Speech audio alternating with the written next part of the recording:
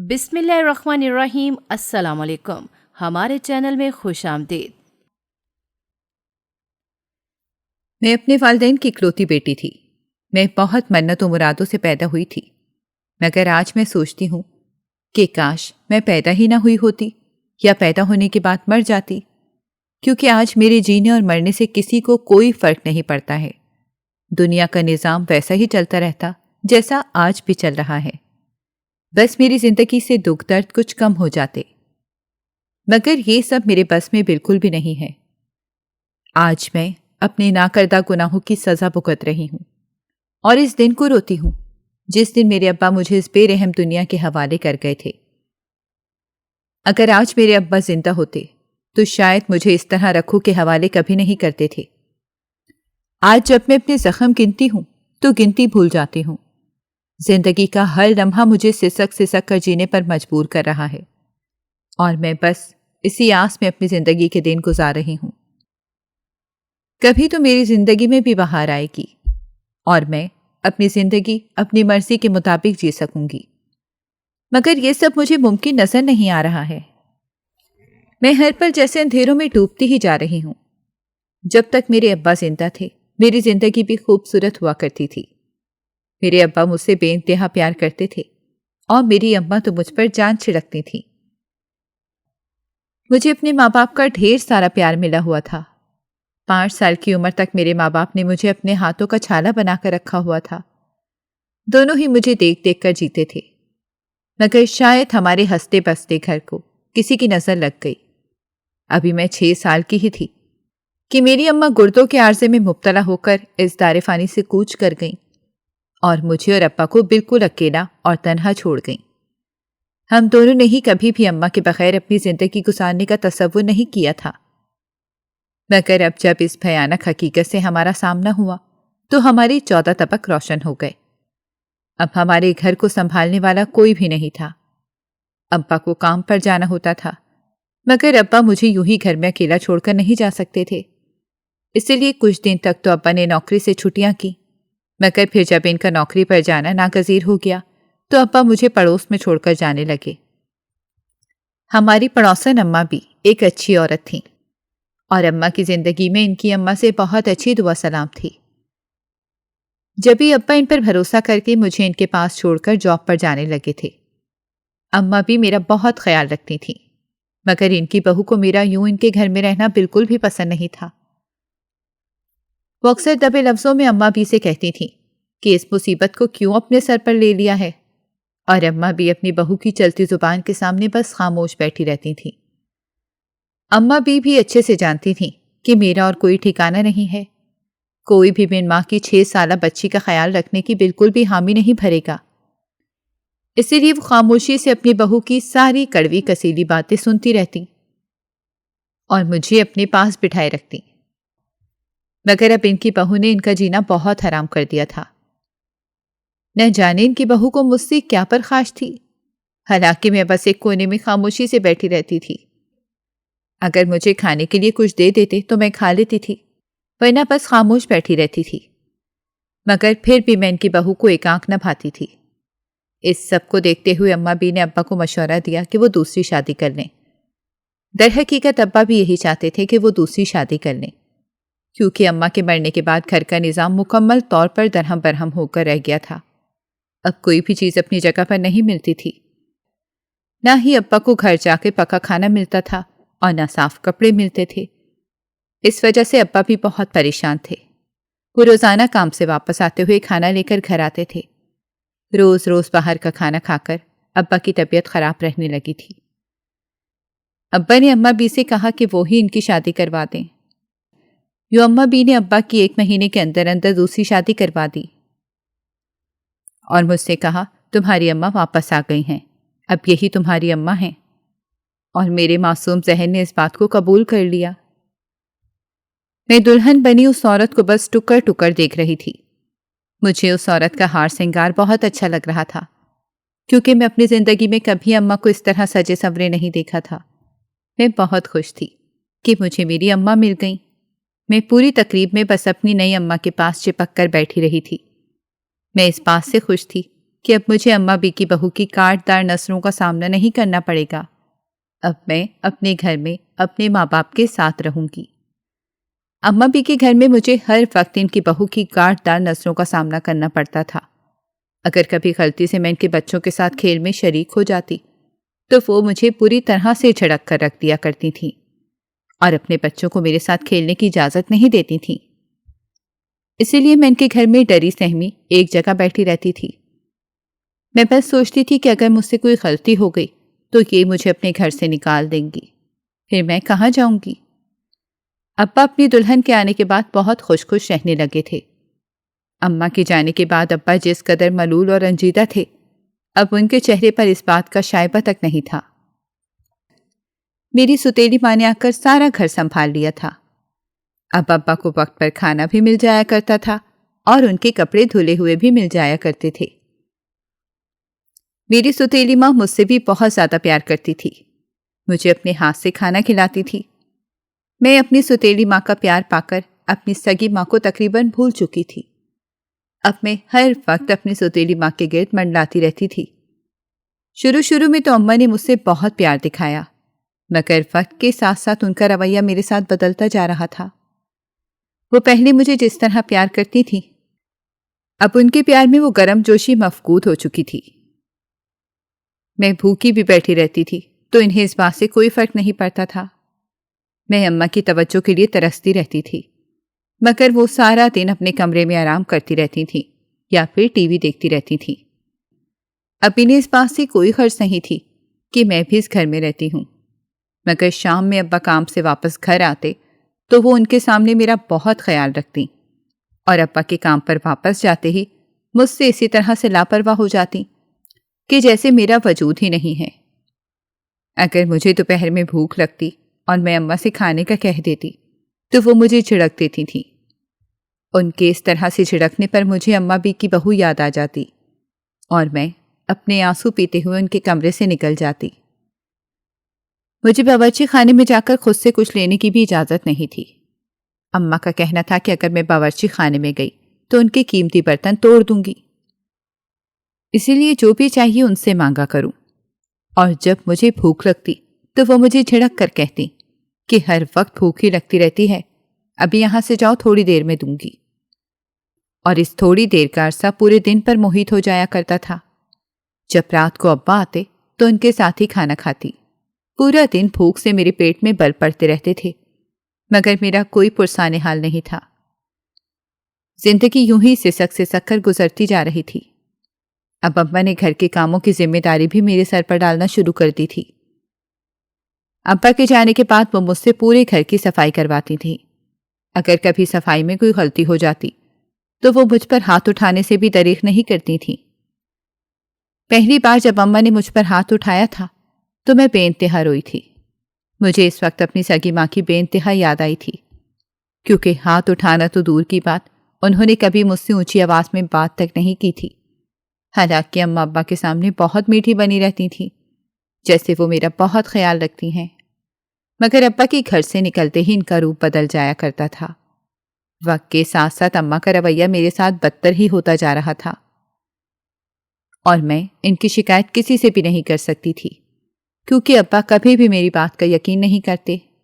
اسی لیے میں خاموشی سے اماں کی ساری زیادتیاں سہتی جا رہی تھی۔ اماں نے گھر کی پوری ذمہ داری مجھے ہی سونپ دی تھی۔ خود سارا دن کمرے میں لیٹی آرام کرتی رہتی تھیں، اور میں گھر کی صفائی کر کے کھانا بنا کر ان کے بیڈ پر انہیں دے کر آتی تھی۔ میں ہی گھر کی ساری صفائی کر کے کھانا بنا کر ان کے بیڈ پر انہیں دے کر آتی تھی۔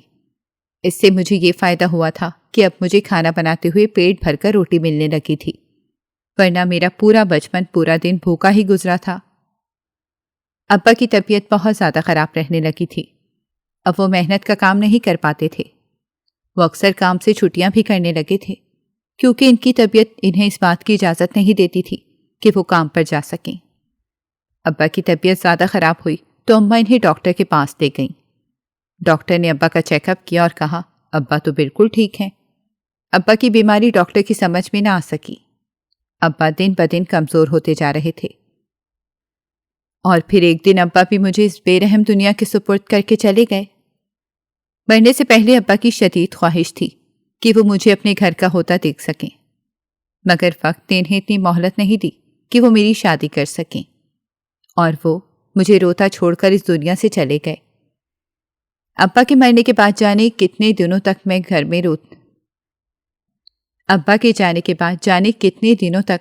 میں اپنے گھر میں بولائی پھرتی رہی تھی۔ مجھے کسی بھی صورت اس بات کا یقین نہیں آ رہا تھا کہ میرے ابا مجھے چھوڑ کر چلے گئے ہیں۔ اماں بھی ابا کے یوں اچانک مرنے پر بہت رنجیدہ تھیں۔ میں نے ایک بار پھر اپنے گھر میں صف ماتم بچھتے ہوئے دیکھا تھا۔ جب اماں کا انتقال ہوا تھا تو میں محض 6 برس کی تھی۔ اس وقت مجھے اتنا اندازہ نہیں تھا کہ موت کیا ہوتی ہے اور چھوڑ جانے کا دکھ کیا ہوتا ہے، مگر پھر بھی میں اماں کو یاد کر کے ہر وقت روتی رہتی تھی۔ مگر اب تو میں 16 برس کی ہو چکی تھی اور میں بہت اچھے سے جانتی تھی کہ موت کا غم کیا ہوتا ہے، اور میرے تو دونوں ماں باپ ہی میری آنکھوں کے سامنے چل بسے تھے۔ میرے دل کو کسی بھی صورت چین نہیں مل رہا تھا۔ میں خود کو بہت اکیلی محسوس کر رہی تھی۔ میں یتیم ہو چکی تھی۔ مجھے اس بات کا ڈر تھا کہ کہیں اماں بھی مجھے چھوڑ کر نہ چلی جائیں، مگر وہ مجھے چھوڑ کر نہیں گئیں۔ اب میں ان کے ساتھ ہی اپنے ابا کے گھر میں رہنے لگی تھی۔ میں حسن کی دولت سے مالا مال تھی۔ میں شکل و صورت میں اپنی سگی ماں پر گئی تھی اور انہی کی طرح بے انتہا خوبصورت تھی۔ جو بھی مجھے دیکھتا میرے حسن کی تعریف ضرور کرتا تھا، مگر مجھے کبھی بھی اپنے حسن پر ناز نہیں ہوا، کیونکہ میں یتیم تھی، میرے سر پر کوئی نہیں تھا اور زمانے کی بری نگاہیں مجھ پر ٹکی تھیں۔ محلے کے اکثر لوگ مجھے غلط نگاہ سے دیکھتے تھے۔ اکثر اماں مجھے سودا صرف لینے گھر سے باہر بھیج دیا کرتی تھیں، کیونکہ اماں بے حد آرام طلب تھیں۔ وہ چاہتی تھیں کہ انہیں بس بستر پر بیٹھے بیٹھے دنیا جہان کی ساری آسائشیں مل جائیں۔ جب ہی اگر گھر کے لیے کوئی سودا بھی چاہیے ہوتا تو وہ مجھے ہی بھیجا کرتی تھیں، جبکہ مجھے یوں گھر سے باہر جانا بالکل بھی پسند نہیں تھا، کیونکہ سب کی نظریں میں خود پر گڑی ہوئی محسوس کر سکتی تھی۔ ہمارے محلے کی نکڑ پر کریانے کی دکان تھی، جہاں سے میں سارا سامان لاتی تھی، مگر ہر وقت وہاں کئی لڑکے کھڑے ہوتے تھے۔ جب میں دکان سے سامان لے رہی ہوتی تھی تو کچھ لڑکے بے معنی جملے میری طرف اچھال دیا کرتے تھے، کیونکہ محلے میں سبھی لوگ بہت اچھے سے جانتے تھے کہ میں یتیم ہوں، میرے لیے کہنے والا کوئی بھی نہیں ہے، اسی لیے ہر کوئی مجھے کچھ بھی بول کر چلا جاتا تھا۔ میں اکثر ڈری سہمی گھر میں آتی تھی اور اماں کو کہتی تھی کہ میں آئندہ سے کوئی بھی سامان لینے نہیں جاؤں گی، تو سامنے سے مجھے کئی باتیں سننے کو مل جایا کرتی تھیں۔ وہ یہ بات نہیں سمجھتی تھیں کہ یوں ہر وقت میرے گھر سے باہر نکلنے کی وجہ سے محلے کے لڑکے مجھے چھیڑتے اور تنگ کرتے ہیں۔ جب تک ابا زندہ تھے وہی گھر کا سارا سامان لایا کرتے تھے، مگر ابا کے جانے کے بعد یہ ذمہ داری مجھ پر آ گئی تھی۔ اماں کسی بھی صورت یہ ذمہ داری اٹھانے کو تیار نہیں تھیں۔ اب تو دکان والا بھی مجھے بری نظر سے دیکھنے لگا تھا۔ مجھے سامان دیتے ہوئے وہ بہانے سے میرا ہاتھ پکڑ لیا کرتا تھا، اور وہاں کھڑے سارے لڑکے اس کی اس حرکت پر کہکا لگا کر ہنسا کرتے تھے۔ حالانکہ وہ دکان والا ادھیڑ عمر کا آدمی تھا، اس کی بیٹی بھی مجھ سے بڑی تھی، مگر اسے میرے ساتھ یہ سب حرکتیں کرتے ہوئے بالکل بھی شرم نہیں آتی تھی، بلکہ وہ سب لوگ مجھے تنگ کر کے خوب لطف اندوز ہوا کرتے تھے، اور میں بس وہاں سے بھاگتی ہوئی پھولی ہوئی سانسوں کے ساتھ گھر واپس آتی تھی۔ مجھے اماں پر بے حد غصہ چڑھتا تھا، مگر میں انہیں کچھ کہہ نہیں سکتی تھی۔ اگر میں انہیں زیادہ کہتی تو وہ مجھے 2 تھپڑ جڑ دیا کرتی تھیں، اس وجہ سے میں ان سے ڈری سہمی رہتی تھی۔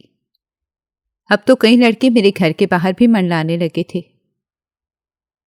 اماں نے جب یہ دیکھا کہ کئی لڑکے ہمارے گھر کے باہر ہر وقت کھڑے رہتے ہیں تو انہوں نے اس بات کا الزام بھی مجھ پر لگایا کہ میں نے ضرور ان لڑکوں کو اپنے پیچھے لگایا ہے، جب بھی وہ ہر وقت میرے گھر کے باہر کھڑے رہتے ہیں۔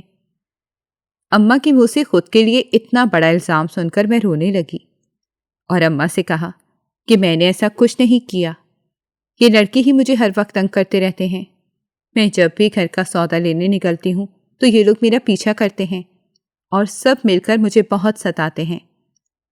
یہ سن کر اماں نے خوخوار نظروں سے میری طرف دیکھا اور مجھ سے کہا، تم تو بس ہر وقت بہانے ڈھونڈتی رہا کرو کام سے بچنے کے لیے۔ میں بہت اچھے سے جانتی ہوں کہ تم یہ سب کیوں کر رہی ہو، کیونکہ تو گھر کا کوئی کام کاج نہیں کرنا چاہتی ہے۔ سن کر مجھے مزید رونا آیا اور سوچنے لگی کہ آج اگر میری سگی ماں یہاں ہوتی تو کیا وہ مجھے یہی کہتی یا گھر سے باہر نکل کر ان لڑکوں کو ڈانٹتی، نہ کہ الٹا مجھ پر ہی الزام لگاتی۔ اماں مجھے 1000 صلواتیں سنا رہی تھیں، جانے مجھے کیا کیا کہہ رہی تھیں۔ ان کا کہنا تھا کہ ابا کے مرنے کے بعد میں نے بہت پڑھ نکال لیے ہیں، اگر میرے آگے پیچھے کوئی نہیں ہے تو میں اس بات کا فائدہ اٹھا رہی ہوں اور لڑکوں سے راہ رسم بڑھا رہی ہوں، حالانکہ وہ بہت اچھے سے جانتی تھیں کہ میں ایسی بالکل بھی نہیں ہوں، مگر پھر بھی وہ میری ذات کے پرخچے اڑانے پر تلی ہوئی تھیں۔ میں اس دن سارا دن روتی رہی اور سوچتی رہی کہ کاش اپنے ماں باپ کے ساتھ میں بھی مر جاتی، پھر مجھے نہ کسی کی گندی نظروں کا سامنا کرنا پڑتا اور نہ ہی اماں کے الزام سہنے پڑتے۔ وہ کریانے والا جب جب میرا ہاتھ پکڑتا تو مجھ پر لرزہ طاری ہو جاتا تھا۔ میں اپنے اس ڈر کو لفظوں میں بیان نہیں کر سکتی تھی، مگر میرا یہ ڈر سمجھنے والا کوئی نہیں تھا۔ مجھے اور میرے ڈر کو سمجھنے والے منو مٹی تلے جا سوئے تھے۔ گھر سے باہر نکلتی تو سب لوگ مجھے غلط نگاہ سے دیکھتے تھے، ان سب کی نگاہیں مجھے خود پر گڑی ہوئی محسوس ہوتی تھیں، اور گھر میں اماں میرے کردار کے بخیے ادھیڑ کر رکھ دیا کرتی تھیں۔ اماں کو لگتا تھا کہ اس سب میں ہی قصوروار ہوں اور میں بس خون کے گھونٹ بھر کر رہ جاتی تھی، مگر وہ پھر بھی مجھے گھر کا سامان لینے بھیج دیا کرتی تھیں۔ محلے میں آتے جاتے ایک لڑکا مجھے بہت گہری نظروں سے دیکھا کرتا تھا۔ میں اکثر اس کی نظروں سے بری طرح سے خائف ہو جایا کرتی تھی، مگر وہ بے باک نگاہوں سے مجھے گھورتا رہتا تھا۔ میں زیادہ تر اس کی وجہ سے گھر سے نکلنے سے کتراتی تھی، مگر اماں پھر بھی مجھے گھر سے باہر بھیج دیا کرتی تھی۔ اس دن بھی معمول کے مطابق اماں نے مجھے کریانے کی دکان سے سودا لینے بھیجا تھا۔ وہ کریانے والا جیسے میرا ہی انتظار کر رہا تھا۔ سودا دیتے ہوئے مجھ سے چھیڑ چھاڑ کرنے لگا۔ وہ کبھی میرا ہاتھ پکڑتا تو کبھی میرے بالوں کو چھیڑتا۔ دکان کے پاس کھڑے سارے لڑکے اس منظر سے لطف اندوز ہو رہے تھے اور مجھ پر طرح طرح کے جملے کس رہے تھے۔ میں ان لڑکوں کی باتوں سے اور نظروں سے بری طرح سے خائف ہو رہی تھی۔ اسی اثنا میں وہی لڑکا گلی میں داخل ہوا۔ جب اس نے دیکھا کہ سبھی لوگ مجھے تنگ کر رہے ہیں تو وہ فوراً میرے قریب آ گیا اور سب کو مجھے تنگ کرنے سے منع کرنے لگا۔ اس کے چہرے پر پھیلی ناگواری صاف دیکھی جا سکتی تھی۔ اس لڑکے نے دکاندار سے کہا کہ چاچا، اگر یہ میں بات تمہارے گھر جا کر بتا دوں تو تمہارے گھر والوں کو کیسا لگے گا کہ تم دکان پر آنے والی ایک بچی کو تنگ کرتے ہو؟ اتنے عرصے میں پہلی بار کوئی میری خاطر کچھ بول رہا تھا۔ میں خاموشی سے ٹکر ٹکر اس لڑکے کا چہرہ دیکھے جا رہی تھی۔ اس لڑکے کی بات سن کر دکاندار کے چہرے کی ہوائیاں اڑ گئیں۔ وہ غصے سے لڑکے کی طرف دیکھنے لگا اور کہنے لگا کہ اب تو چھٹاک بھر کا لڑکا مجھے دھمکی دے گا۔ مگر اس لڑکے کے اطمینان میں کوئی فرق نہیں پڑا۔ اس نے دکاندار سے کہا کہ میں دھمکی نہیں دے رہا بلکہ سچ بول رہا ہوں۔ اب اگر آئندہ تم نے اس لڑکی کو تنگ کیا تو میں تمہارے گھر جا کر سب کچھ بتا دوں گا۔ وہ دکاندار پل بھر میں ہی جھاگ کی طرح بیٹھ گیا۔ اس کے بعد وہ لڑکا میری جانب متوجہ ہوا اور مجھ سے کہا کہ تم اپنے گھر جاؤ، اور میرے ہاتھ میں سودے کی تھیلی پکڑا دی۔ میں وہ پکڑ کے تیزی سے اپنے گھر کی جانب بڑھ گئی۔ وہ لڑکا میرے پیچھے آیا اور اس نے مجھ سے کہا کہ آئندہ تمہیں یوں گھر سے باہر نکلنے کی بالکل بھی ضرورت نہیں ہے۔ میں اس کی بات سن کر خاموشی سے سر جھکا گئی۔ میں اسے کیا کہتی کہ مجھے میری ماں مجبور کرتی ہے، اسی لیے خاموشی سے گھر واپس آ گئی۔ ماں سوتیلی تھی، وہ میرے دکھ اور پریشانی کا اندازہ بالکل بھی نہیں کر سکتی تھی۔ مگر اس لڑکے سے تو میرا کوئی رشتہ نہیں تھا، مگر پھر بھی اس نے میری خاطر کچھ کہا تھا۔ میرے دل میں اس لڑکے کے لیے عزت و احترام بڑھ گیا، اور نہ چاہتے ہوئے بھی میں اس لڑکے کے بارے میں سوچنے لگی۔ وہ لڑکا ہمارے محلے کا رہائشی نہیں تھا، بلکہ ہماری گلی سے چند گلیاں چھوڑ کر اس کا گھر تھا۔ مگر چونکہ اس کی بہن کا گھر اسی گلی میں تھا تو وہ اکثر ہماری گلی میں ہی دکھتا تھا۔ اس نے آج تک نہ تو مجھے چھیڑا تھا اور نہ ہی کوئی غلط بات کہی تھی۔ ہاں، البتہ اس کی نظریں سب کچھ کہہ دیا کرتی تھیں۔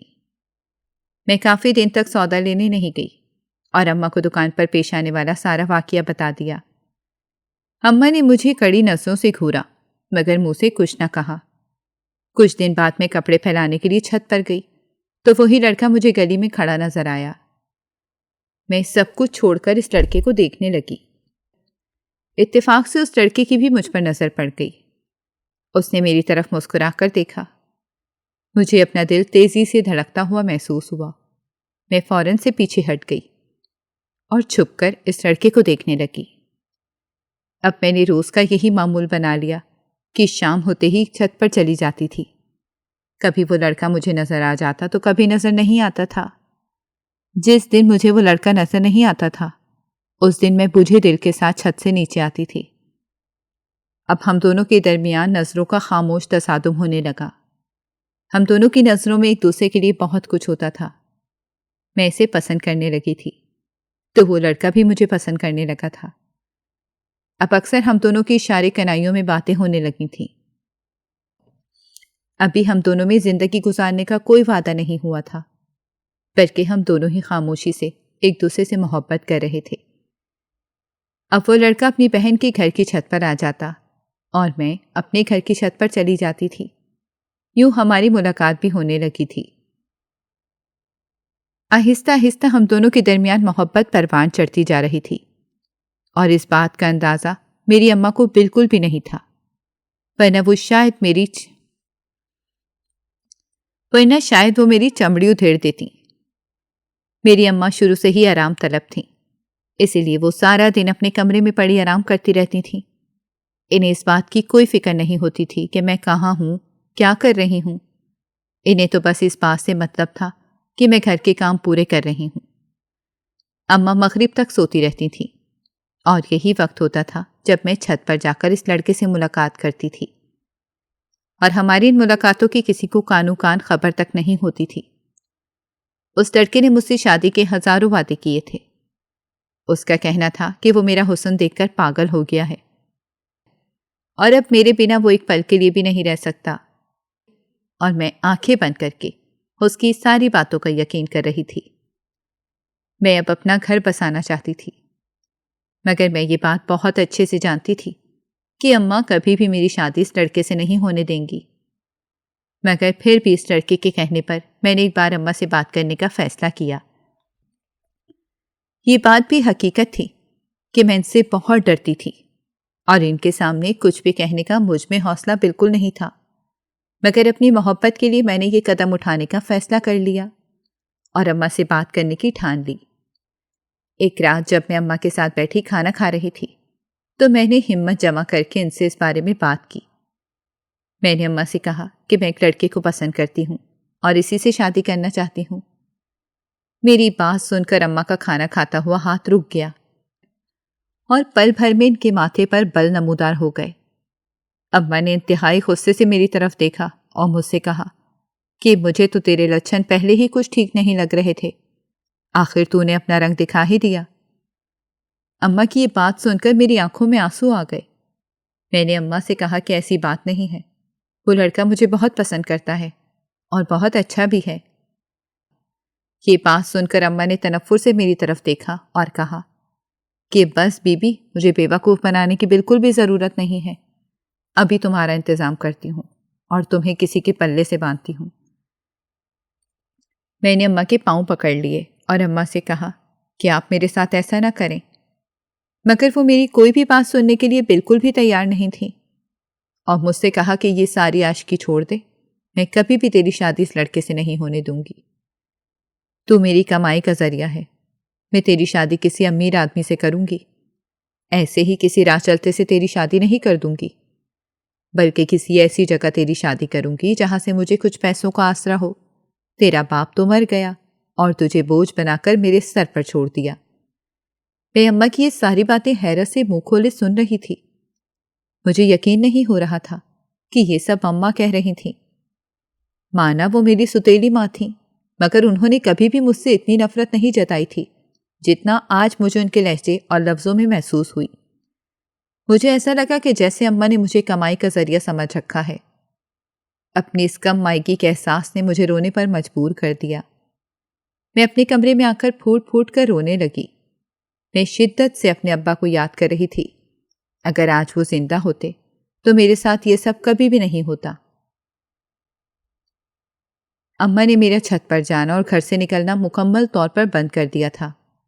اب وہ مجھ پر کڑی نظر رکھتی تھی اور مجھے کہیں بھی آنے جانے نہیں دیتی تھی، اور اٹھتے بیٹھتے باتیں الگ سناتی کہ میں نے ان کا منہ کالا کرنے میں کوئی کسر نہیں چھوڑی۔ اب میں اپنی محبت سے ملنے کے لیے بری طرح سے بے چین رہنے لگی، مگر ایسا کوئی بھی راستہ نہیں ملتا تھا کہ میں اس سے مل کر اسے ساری صورتحال سے آگاہ کر سکوں۔ اماں دن رات مجھ پر کڑا پہرا دیے ہوئی تھیں۔ اسی طرح سے ہوتا ہفتہ گزر گیا اور اس لڑکے سے ملنے کا کوئی راستہ نہیں نکل سکا۔ میں بن پانی کی مچھلی کی طرح تڑپ رہی تھی، مگر اماں کو میری حالت پر ذرا بھی ترس نہیں آتا تھا۔ ایک دن اماں نے مجھے خبر دی کہ انہوں نے میرا رشتہ پکا کر دیا اور 2 دن بعد میرا نکاح ہے۔ اماں کے منہ سے یہ بات سن کر میں تڑپ کر رہ گئی۔ میں کیوں کر یہ شادی کر سکتی تھی جبکہ میں کسی اور سے پیار کرتی تھی؟ میں اماں کے قدموں میں گر گئی اور انہیں واسطے دیے، مگر وہ میری طرف سے اپنے کان بند کیے ہوئے بیٹھی تھیں۔ میری کسی بھی التجا کا ان پر کوئی اثر نہیں ہوا، بلکہ انہوں نے مجھے بری طرح سے دھتکار دیا اور مجھ سے کہا کہ میں تیری شادی ہر حال میں وہی کروں گی جہاں میری مرضی ہے۔ میں روتے ہوئے اپنے کمرے میں آ گئی۔ مجھے کچھ سمجھ نہیں آ رہا تھا کہ میں کیا کروں، کس طرح اس لڑکے تک یہ بات پہنچاؤں کہ اماں میری شادی کر رہی ہیں، مگر میرے پاس کوئی بھی راستہ نہیں تھا۔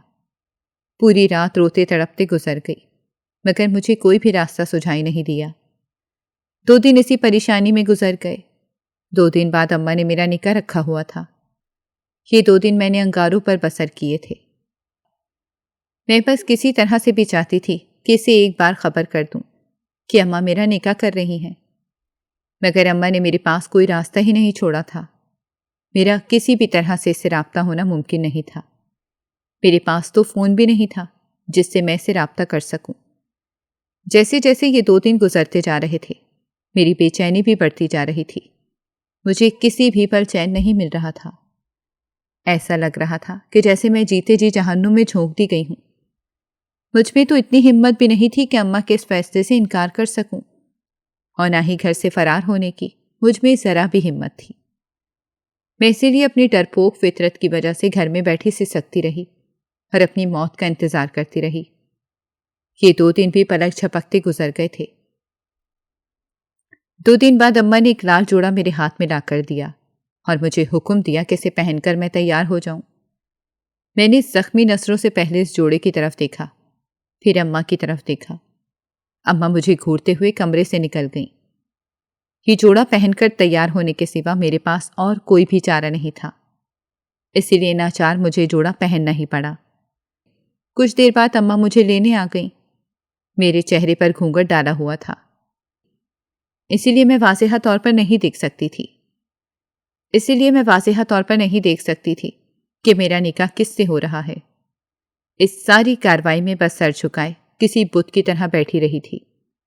اس سے زیادہ میری یہاں وقت بھی نہیں تھی۔ نکاح کے بعد میرے چہرے سے گھونگھٹ ہٹایا گیا تو مجھے یقین نہیں آیا اماں نے میری شادی ایک عمر رسیدہ شخص کے ساتھ کر دی تھی۔ وہ شخص میرے برابر میں ہی صوفے پر براجمان تھا۔ مجھے یقین ہو گیا تھا کہ سوتیلی ماں کبھی بھی سگی ماں کی جگہ نہیں لے سکتی۔ آج میں اپنی بے وقتی پر دل بھر کر رونا چاہتی تھی، مگر یہاں تو مجھے رونے کی بھی اجازت نہیں تھی۔ میرے سامنے بیٹھے سبھی لوگ خوش گپیوں میں مصروف تھے، مگر میں اپنی قسمت پر ماتم کرنا تھی۔ کچھ دیر بعد مجھے اس عمر رسیدہ آدمی کے ساتھ رخصت کر دیا گیا اور میں رخصت ہو کر اس شخص کے ساتھ آ گئی جو اب میرا شوہر تھا اور اب میرا مالک تھا۔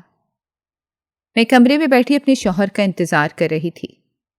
اماں نے رخصتی سے پہلے ہی مجھے بہت اچھی طرح سے سمجھا دیا تھا کہ میں کوئی ایسی ویسی حرکت نہ کروں۔ اگر میری کوئی بھی شکایت انہیں ملی تو میرے ساتھ بہت بری طرح سے پیش آئیں گی۔ اماں کی ڈر کی وجہ سے بالکل خاموش بیٹھی ہوئی تھی۔ طرح طرح کے وسوسے مجھے ستا رہے تھے۔ آنسو تھے کہ کسی بھی صورت رکنے کا نام ہی نہیں لے رہے تھے۔ کافی دیر بعد میرا شوہر کمرے میں آیا۔ اس کے لڑکھڑاتے قدم دیکھ کر ہی مجھے اندازہ ہو گیا تھا کہ وہ اپنے ہوش میں بالکل بھی نہیں ہے۔ خوف اور دہشت سے میں اپنی جگہ سے مٹ کر رہ گئی۔ وہ میرے بالکل قریب آ گیا تھا۔ اس کے منہ سے ناقابل برداشت بو آ رہی تھی، مگر میں خود پر ضبط کیے بیٹھی رہی، کیونکہ اب کچھ بھی نہیں ہو سکتا تھا۔ جیسا بھی تھا وہ میرا شوہر تھا، اور اب مجھے اس کے ساتھ گزارا کرنا تھا۔ وہ میرے بالکل قریب آ گیا۔ مجھے اس سے خوف محسوس ہو رہا تھا، مگر میں یہاں سے بھاگ کر کہیں بھی نہیں جا سکتی تھی۔ میرے لیے یہ گھر قید خانہ تھا، اور اب مجھے ہمیشہ یہیں پر رہنا تھا۔ شادی کی پہلی رات ہی میرے شوہر نے مجھ پر ظلم و ستم کے پہاڑ توڑ دیے۔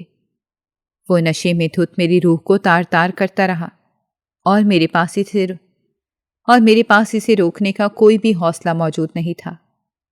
اس کے بعد اس نے مجھے بالوں سے پکڑ لیا، اور جانے کیا سوچ کر آیا تھا۔ اس نے مجھے پوری طرح سے زود و کوب کیا، یہاں تک کہ مارتے مارتے اس کے ہاتھ تھک گئے۔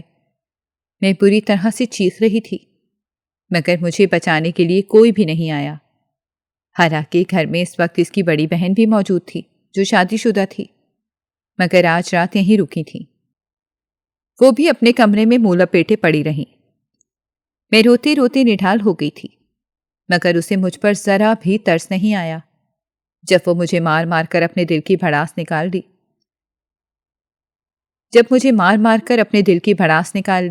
تو بستر پر گر کے سو گیا، اور میں اپنے زخم لیے کونے میں بیٹھی روتی رہی۔ وہ پوری رات مجھ پر عذاب کی صورت گزری تھی۔ میں گمان بھی نہیں کر سکتی تھی کہ کوئی اپنی نئی نویلی دلہن کے ساتھ ایسا سلوک بھی کرے گا، مگر مجھے تو جانوروں کی طرح پیٹا گیا تھا۔ سب لوگ نئی دلہن کو پلکوں پر بٹھا کر رکھتے ہیں، مگر یہاں تو پہلے ہی دن مجھے میری اوقات دکھا دی گئی تھی۔ اگلے دن صبح رشتہ دار عورتیں میری حالت دیکھ کر منہ پر ہاتھ رکھ کر ایک دوسرے سے خسر پسر کر رہی تھیں، مگر کسی نے بھی میرے نام نہاد شوہر سے یہ نہ پوچھا کہ میری یہ حالت کیسے ہوئی۔ سبھی اسے میرے شوہر کی مردانگی کہہ رہے تھے، اور میں بس حیرت سے ان تمام بے ضمیر لوگوں کے چہرے دیکھ رہی تھی۔ آہستہ آہستہ گھر سے سارے مہمان رخصت ہو گئے۔ اب گھر میں بس میں اور میرا شوہر ہی رہ گئے تھے۔ مگر میرا شوہر مجھ سے سیدھے منہ بات تک کرنا پسند نہیں کرتا تھا۔ وہ بار بار مجھ پر ہاتھ اٹھاتا تھا اور مجھے بری طرح سے مارتا تھا۔ میں اس کی اتنی مار کھا کر بھی خاموشی سے اپنے گھر کے سارے کام کرتی رہتی تھی۔ میں نے خود کو بے حس بنا لیا تھا۔ یہ میرے شوہر کی تیسری شادی تھی۔ اس کی پہلی بیوی نے اسے طلاق لے لی تھی، اور تیسری بیوی مر چکی تھی۔ اس کی دوسری بیوی کو مرے ابھی بس مہینہ ہی ہوا تھا، اور اس نے مجھ سے شادی کر لی تھی۔ اس کی دوسری بیوی سے کوئی اولاد نہیں تھی، اور پہلی بیوی سے جو بچے تھے وہ اس کی پہلی بیوی کے ساتھ ہی رہتے تھے۔ اس شخص کے پاس پیسے کی کوئی کمی نہیں تھی۔ جب بھی میرے ماں جیسے لالچی لوگ اپنی بیٹیوں کی شادی اس شخص سے کر رہے تھے جس نے اس شخص کو مزید رعونت بخش دی تھی، اور یہ خود کو خدا سمجھ بیٹھا تھا۔ میرا شوہر مجھے اپنے پیر کی جوتی سمجھتا تھا۔ اس سے زیادہ اس کی نظروں میں میری کوئی اہمیت نہیں تھی۔ میں دن رات اپنی محبت کو یاد کر کے آہیں بھرتی رہتی، یا پھر اپنے ماں باپ کو یاد کرتی رہتی تھی۔ میرا شوہر روز ہی مجھے مارا کرتا تھا۔ اس کی روز روز کی مار نے مجھے بالکل ہی ادمرا کر کے رکھ دیا تھا۔ میں اب زیادہ تر بیمار رہنے لگی، کیونکہ وہ مجھے بری طرح سے مارتا تھا۔ کبھی لوہے کے پائپ سے مجھے مارا کرتا، تو کبھی استری گرم کر کے مجھے جلایا کرتا۔ میں اس کے سامنے ہاتھ جوڑتی رہ جاتی تھی، مگر اسے اس بات کی ذرا بھی پرواہ نہیں ہوتی تھی۔ اس کی نظروں میں انسان ہی نہیں تھی۔ میں رفتہ رفتہ شدید بیمار پڑ گئی، یہاں تک کہ اب مجھ سے بستر سے اٹھا بھی نہیں جاتا تھا، مگر اس حالت میں بھی اٹھ کر گھر کے سارے کام کیا کرتی تھی، کیونکہ میرے شوہر کو مجھ پر ذرا بھی ترس نہیں آتا تھا۔ ایک دن اماں مجھ سے ملنے کے لیے آ گئیں۔ میں اپنے بستر پر لیٹی کرا رہی تھی، کیونکہ ایک رات پہلے ہی میرے شوہر نے مجھ پر تشدد کیا تھا۔ میرے چہرے پر زخموں کے نشان تھے، میرے دونوں ہاتھ جلے ہوئے تھے۔ میں اپنا ایک ہاتھ بھی نہیں اٹھا پا رہی تھی، کیونکہ میرے شوہر نے مجھے بری طرح سے دھکا دیا تھا، اور میں منہ کے بل فرش پر گر گئی تھی۔ مجھے اس وقت ایسا لگا کہ جیسے میرے ہاتھ کی ہڈی ٹوٹ گئی ہو، مگر میں بہت ڈھیٹ واقع ہوئی تھی۔ اتنی مار کھا کر بھی میں زندہ تھی، اور مجھے کچھ نہیں ہوا تھا۔ अम्मा मेरे सामने आई तो इतने दिन बाद किसी अपने को देखकर मैं रोने लगी। भले अम्मा ने मुझे दिल से अपना नहीं माना था, मगर मैंने हमेशा इन्हें अपनी माँ का ही दर्जा दिया था। आज भी वो मेरे सामने आई तो मैं फूट फूट कर रोने लगी। मुझे अपने आंसुओं पर बिल्कुल भी इख्तियार नहीं रहा। मैं अम्मा को अपने जख्म दिखाते हुए रो रही थी और अम्मा से कह रही थी कि मेरी इस आदमी से जान छुड़ा दें। मैं अब इस आदमी के साथ किसी भी सूरत नहीं रहना चाहती। मैंने अम्मा के सामने हाथ जोड़ लिए और रोते हुए इनसे कहने लगी कि बस किसी भी तरह मुझे यहाँ से ले जाएं, वरना मैं खुदकुशी कर लूँगी। मेरी ये बात सुनकर अम्मा परेशान हो गईं और मुझसे कहा, मैं तुम्हें यहाँ से नहीं निकाल सकती हूँ, मेरी मजबूरी है। मैं अम्मा की ये बात सुनकर हैरान हो गई। वो मेरे जिस्म पर इतने जख्म देखकर भी अनजान थीं और मेरे जख्मों से नजरें फेरे बैठी थीं और मुझसे कह रही थी कि मुझे हर हाल में इस शख्स के साथ ही गुजारा करना होगा। मैं अम्मा की संग दिली पर हैरान रह गई और सोचने लगी कि आज मेरी सगी माँ यहाँ होती तो क्या वो भी ऐसा ही करती या फिर इस आदमी से मेरी जान छुड़ाती। अम्मा ने मुझे बताया कि वो मेरे बदले इस आदमी से लाखों रुपए ले चुकी हैं और अब अगर उन्होंने मुझे यहाँ से ले जाने की बात की तो यह आदमी अम्मा से अपने पैसे वापस मांगेगा और अब अम्मा के पास इसे देने के लिए कुछ भी नहीं है। आज मुझे यकीन हो गया था कि ये मेरी माँ नहीं है। मुझे इस औरत से नफरत महसूस हुई जिसने पैसों के लिए मुझे बेच दिया था। कुछ देर बाद वो घर से चली गई, मगर मैंने भी फैसला कर लिया था कि अब मैं किसी भी सूरत इस घर में नहीं रहूंगी। कुछ दिन तक मैं मौके की तलाश में रही। एक दिन मुझे मौका मिल गया और मैं घर से फरार हो गई। मैं भागकर उसी लड़के के पास आई जो मुझसे मोहब्बत का दावेदार था। इतने अरसे बाद वो मुझे देखकर हैरान रह गया। जब मैंने उसे अपनी सारी कहानी सुनाई तो उसकी आंखों में आंसू आ गए, वरना वो समझ रहा था कि मैंने इसे धोखा दिया और वो इसकी मोहब्बत को रोंद कर और इसकी मोहब्बत को रोंद कर मैंने किसी और से शादी कर ली है। उस लड़के ने मेरा साथ देने का वादा किया था। उसका बड़ा भाई पुलिस में था। उसने मेरे शौहर पर ज़बरदस्ती करके मुझे इससे तलाक दिलवा दी। यूँ मेरी जान इससे छूट गई। मगर उस लड़के के घर वाले इसकी मुझसे शादी पर राज़ी नहीं थे, मगर उसने अपना वादा निभाया और अपने घर वालों को राज़ी करके मुझसे शादी कर ली। आज मैं अपने घर में खुश खुर्रम हूँ। मैं अपनी अम्मा से नहीं मिलती हूँ क्योंकि मैं इनकी शक्ल भी नहीं देखना चाहती। आज भी जब मैं अपने जिस्म पर लगे जलाए जाने के निशानात को देखती हूँ तो मुझे अपना गुजरा हुआ माजी याद आ जाता है और नए सिरे से मुझे तकलीफ उठती है। मैं जितना भी भुलाने की कोशिश करूं, मगर मैं वो सब नहीं भूल पाती हूँ। बेशक मेरे शौहर ने मुझे बहुत ज़्यादा प्यार दिया है। वो आज भी कोशिश करते हैं कि मैं दर्दनाक माजी भूल जाऊं, मगर शायद ये मेरे बस से बिल्कुल बाहर है। मैं अपने शौहर के माँ बाप को अपने माँ बाप समझकर इनकी खिदमत करती हूँ। पहले तो मेरी सास मुझसे नाराज़ रही थी क्योंकि वो नहीं चाहती थी कि इनके बेटे की शादी किसी तलाक याफ्ता औरत से हो, मगर वक्त के साथ साथ उन्होंने मुझे कबूल कर लिया। मेरे इखलाक और खिदमत गुजारी ने इनके दिल में जगह बना ली।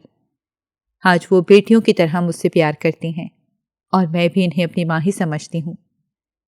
मैं नहीं जानती कि मेरी सुतीली माँ किस हाल में है, मगर मैं उनके लिए दुआ करती हूँ कि वो जहाँ रहें खुश रहें। मगर मैं इनकी शक्ल नहीं देखना चाहती हूँ क्योंकि कोई भी माँ अपनी बेटी को पैसों के लिए किसी भी शख्स के हवाले नहीं करती, बल्कि माँ तो अपनी बेटी को सीने से लगा कर रखती है। नाज़रीन, अगर आपको हमारी कहानी अच्छी लगी है तो वीडियो को लाइक करें, शेयर करें और हमारे चैनल को सब्सक्राइब करें। अगली वीडियो तक इजाज़त दें। अल्लाह हाफ़िज़।